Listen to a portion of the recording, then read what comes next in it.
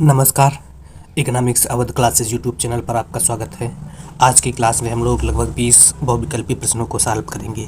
यह प्रश्न आगामी शिक्षक भर्ती परीक्षा जैसे TGT, PGT, NET, JRF, KVS, NVS, GIC, LT grade exam, RPSC first and second grade exam तथा बीपीएससी 4.0 एग्जाम के लिए महत्वपूर्ण है और यह क्लास रिवीजन के उद्देश्य से भी महत्वपूर्ण है। तो आज की क्लास स्टार्ट करते हैं और देखते हैं आज की क्लास में क्या क्या प्रश्न हैं। एक नंबर प्रश्न है पी क्यू एल आई के घटक हैं। पी क्यू एल आई के घटक पूछ रहा है। तो रुग्णता जो है ये घटक जो है बीमारू कंपनियों का है, तो यह औद्योगिक क्षेत्र से संबंधित हो जाएगा। शिशु मृत्यु दर पी क्यू एल आई का घटक है। 1 वर्ष की आयु पर जीवन प्रत्याशा, ये भी पी क्यू एल आई का घटक है। और 15 वर्ष की आयु पर मौलिक साक्षरता, यह भी पी क्यू एल आई का घटक है। तो 2, 3, 4 जिस ऑप्शन में सही होगा वह गुड सही होगा। 2, 3, 4 या बी नंबर सही है। एक का सही आंसर बी हो जाएगा। अगला है सूची फर्स्ट को सूची सेकंड से मिलाने के लिए दिया गया है। सूची फर्स्ट में क्या दिया गया है? झुंड समान गुच्छ, पूंजी की जैव संयोजकता, धारणीय विकास, गरीबी का दुष्चक्र। तो इसमें गरीबी का दुष्चक्र सबको पता होगा किसने दिया है, तो रेगनर नर्क्स ने गरीबी का दुष्चक्र दिया। तो 4 का मिलान हो जाएगा 2 से। अगर देखा जाए तो डी का मिलान जब 2 से होगा और 2 का मिलान सिर्फ एक ही में दिया गया है डी से, तो सही आंसर बी हो जाएगा। इसके अलावा और बाकी देख लेते हैं। झुंड समान गुच्छ, तो झुंड समान गुच्छ जो दिया गया था वह प्रोफेसर सुम्पिटर द्वारा दिया गया था। ए का मिलान हो जाएगा 3 से। और पूंजी की जैव संयोजन, पूंजी का जो जैव संयोजन है यह कार्ल मार्क्स द्वारा दी गई अवधारणा है, तो यह मिलान हो जाएगा 4 से। और धारणीय विकास जो है ब्रिटलैंड रिपोर्ट द्वारा प्रतिपादित संकल्पना है, तो इसका मिलान सी का 1 से हो जाएगा। तो इस प्रकार से राइट आंसर जो है वह बी हो जाएगा।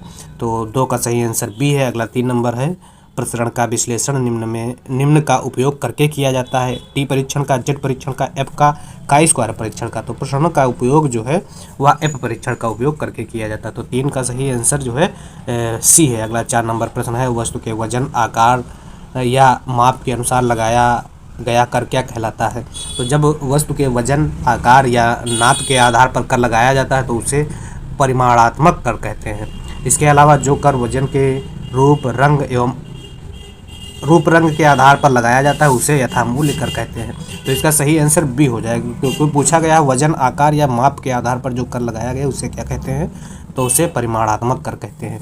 अगला प्रश्न है भारत में किस जनगणना तक समकालिक वास्तविक पद्धति को अपनाया जाता था जिसमें देश भर में एकल रात्रि में जनगणना की जाती थी?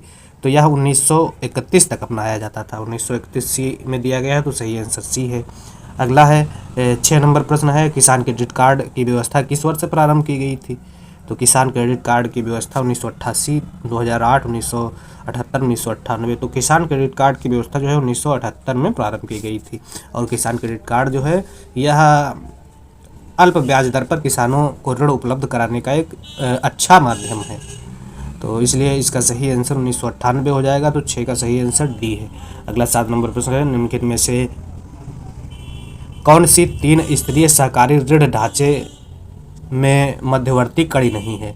राज्य सहकारी बैंक, नाबार्ड, केंद्रीय सहकारी बैंक, प्राथमिक ऋण समितियां। तो इसमें जो है केंद्रीय सहकारी बैंक त्रिस्तरीय सहकारी ऋण ढांचे का जो है वह मध्यवर्ती कड़ी नहीं है। केंद्रीय सहकारी बैंक सी में है, बाकी सारे हैं। तो सी इसका सही, 7 का सही आंसर सी है। अगला 8 नंबर है गरीबी के दुष्चक्र की अवधारणा किससे संबंधित है? Ragnar नर्क्स, Karl Marx, कैल्डार, Mahatma Gandhi.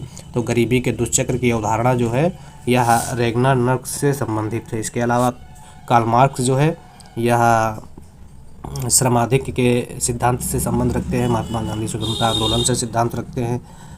ठीक। अगला जो प्रश्न है भारतीय रिजर्व बैंक द्वारा डिजिटल रूपी होलसेल ई रुपया वे को जारी किया गया था। तो भारतीय रिजर्व बैंक ने डिजिटल होलसेल के रूप में जो है ई रुपया 1 नवंबर 2022 को जारी किया था।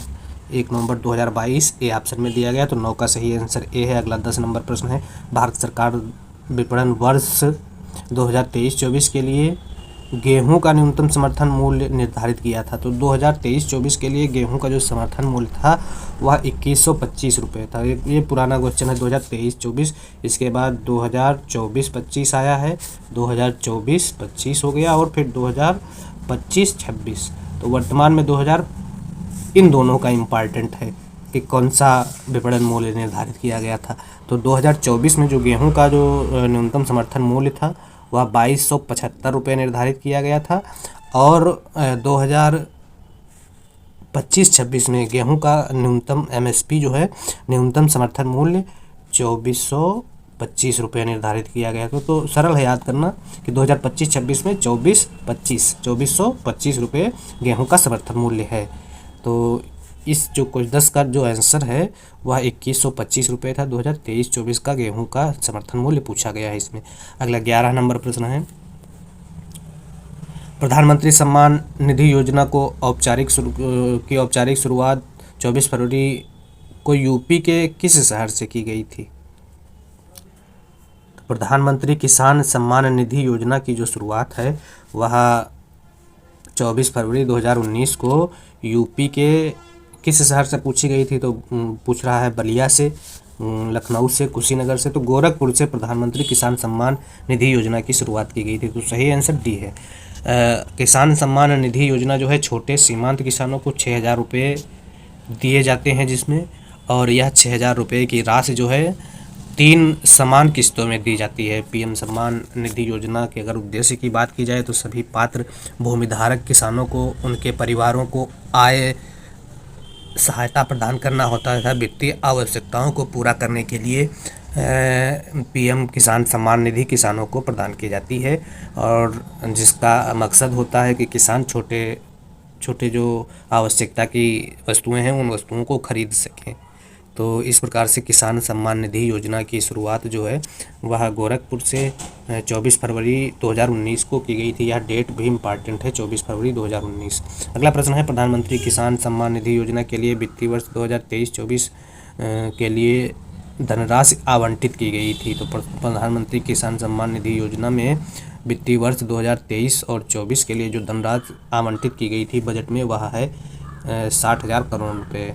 अगर कुल देश भर में देखा जाए तो 9,51,00,000 किसान जो हैं इस योजना का लाभ ले रहे हैं पूरे देश में, और यूपी में 2,25,00,000 किसान जो है इस योजना का लाभ ले रहे हैं।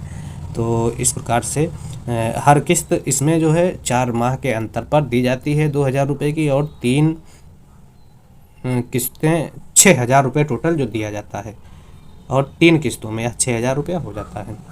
अगला जो प्रश्न है क्या है, किस राज्य ने सबसे पहले बिक्री कर लगाया था 1938 में? उत्तर प्रदेश, मध्य प्रदेश, बिहार, केरल। तो बिक्री कर लगाने का जो सबसे पहला प्रावधान है वह बिहार राज्य ने किया था। 3 का सही आंसर सी है। अगला 4 नंबर प्रश्न है, सदा के लिए एक बार लगाया गया पूंजी कर उत्पाद शुल्क कहलाता है, संपत्ति कर कहलाता है, उत्तराधिकार कर कहलाता है, पूंजी लाभ पर कर कहलाता है? तो सदा के लिए एक बार लगाया गया जो पूंजी कर है उत्तराधिकार कर कहलाता है। 14 का सही आंसर सी है। अगला 15 नंबर प्रश्न है, कीन्स के रोजगार सिद्धांत का मूल बिंदु है समग्र मांग, समग्र पूर्ति, प्रभावी मांग, प्रभावी पूर्ति। तो कीन्स के रोजगार सिद्धांत का जो समग्र बिंदु है वह प्रभावी मांग है। तो 15 का सही आंसर सी है। अगला 16 नंबर है, लाभ के नवप्रवर्तन सिद्धांत के जनक हैं। तो लाभ के नवप्रवर्तन सिद्धांत के जो जनक हैं वह प्रोफेसर शुम्पीटर को माना जाता है। ए सही हो जाएगा आंसर। अगला यूलर ने वितरण के संबंध में अपना सिद्धांत कब दिया? तो यूलर ने वितरण के संबंध में अपना सिद्धांत जो है 1736 ईस्वी में दिया था। 1736 बी में दिया गया है। 17 का सही आंसर बी है। अगला 18 नंबर प्रश्न है, एकाधिकार असामान्य लाभ प्राप्त कर सकता है कब? अल्पकाल में, दीर्घकाल में, ए था बी दोनों में, और ना तो ए और ना ही बी। तो एकाधिकारी जो है असामान्य लाभ अल्पकाल एवं दीर्घकाल दोनों स्थितियों में प्राप्त कर सकता है। तो एकाधिकारी सिर्फ असामान्य लाभ ही प्राप्त करता, वह कीमत ही ऐसी निर्धारित करता है जिससे जहां पर उसे असामान्य लाभ या लाभ ही प्राप्त हो। अगला प्रश्न है 19 नंबर, विक्रय लागत की संकल्पना दी थी किसने? रॉबिन्सन ने, मार्शल ने, चैम्बरलिन ने, कीन्स ने। तो विक्रय लागत की संकल्पना जो है वह प्रोफेसर चैम्बरलिन द्वारा दी गई थी। 19 का सही आंसर सी है। अगला 20 नंबर है, रेखाचित्र दर्शाता है, क्या दर्शाता है? पूर्ण प्रतियोगिता, अपूर्ण प्रतियोगिता, ए था बी, दोनों, ना तो ए ना बी। तो रेखाचित्र जो है AR और MR, AR ज़्यादा है MR से, तो ऐसी स्थिति जो है यह अपूर्ण प्रतियोगिता की होती है और अपूर्ण प्रतियोगिता बी ऑप्शन में दिया गया है, तो सही आंसर बी है। अगला है एकाधिकारिक स्पर्धा की वह विशेषता जिसके कारण फर्म का लाभ दीर्घकाल में शून्य हो जाता है। तो किसी भी फर्म का जब लाभ होगा दीर्घकाल में शून्य होगा तो एक ही विशेषता होती है, उसमें फर्मों का स्वतंत्र प्रवेश। तो वस्तु विभेद, कीमत नेतृत्व, बाजार शक्तियाँ, फर्मों का स्वतंत्र प्रवेश। तो 21 का सही आंसर डी है, फर्मों का स्वतंत्र प्रवेश डी में दिया गया है, तो 21 का सही आंसर डी है। अगला 22 नंबर प्रश्न है, उत्पादन साधनों में प्रतिस्थापन लोच सदैव होती है, कैसी होती है? उत्पादन साधनों में प्रतिस्थापन लोच धनात्मक होती है, अनंत होती है, ऋणात्मक होती है, शून्य होती है। तो उत्पादन साधनों में प्रतिस्थापन की लोच जो है वह धनात्मक होती है, उत्पादन साधनों में प्रतिस्थापन की लोच धनात्मक होती है, इसलिए 22 का सही आंसर ए है। अगला 23, जब कुल उत्पादन अधिकतम हो जाता है तो सीमांत उत्पादन हो जाता है। तो जब कुल उत्पादन अधिकतम हो जाता है तो पूछ रहा है सीमांत उत्पादन कैसा हो जाता है, तो इसको एक आरेख से जान सकते हैं। जैसे यह कुल उत्पादन का आरेख है, टोटल यूटिलिटी, और यह जो है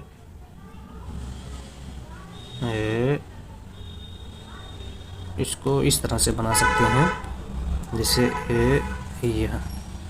यह टोटल यूटिलिटी का आरेख है और यह मार्जिनल यूटिलिटी का आरेख है। अब इसमें पूछ रहा है कि क्या है, पूछा कुल उत्पादन अधिकतम हो जाता है, तो जब सीमांत उत्पादन जब है 0 होता है तो कुल उत्पादन अधिकतम होता है, तो सही आंसर 23 का ए है। अगला 24 नंबर प्रश्न है, मूल आर्थिक क्रिया है, तो मूल आर्थिक क्रिया उत्पादन, उपभोग, पूंजी निर्माण किसी भी अर्थव्यवस्था की मूल आर्थिक गतिविधि या क्रियाएं कहलाती हैं। तो उत्पादन, उपभोग और पूंजी निर्माण, तो उपभोग डी ऑप्शन में दिया गया है, तो 24 का सही आंसर डी है। आगे क्या दिया गए हैं, कृषि को आर्थिक क्रिया में शामिल नहीं किया जाता है, आवागमन को नहीं, और व्यापारिक क्रिया में। उपभोग जो है आर्थिक क्रिया में शामिल किया जाता है। किसी भी अर्थव्यवस्था की जो आर्थिक क्रियाएं होती हैं वह उपभोग, उत्पादन और पूंजी निर्माण जो है आर्थिक क्रिया का हिस्सा होती हैं, तो इसलिए 24 का सही आंसर डी है। बाकी इसमें ना तो ए सही है, ना बी सही है और ना सी सही है, तो डी आंसर सही है। तो इस प्रकार से आज की इस क्लास में हम लोगों ने 24 बहुविकल्पी प्रश्नों को सॉल्व किया। यह प्रश्न जो है आगामी शिक्षक भर्ती परीक्षा के लिए महत्वपूर्ण है तथा रिवीजन के उद्देश्य से भी महत्वपूर्ण है। Economics Awadh classes YouTube channel पर अगर आप पहली बार विजिट कर रहे हैं तो चैनल को सब्सक्राइब करें तथा वीडियो को लोगों तक शेयर करें। थैंक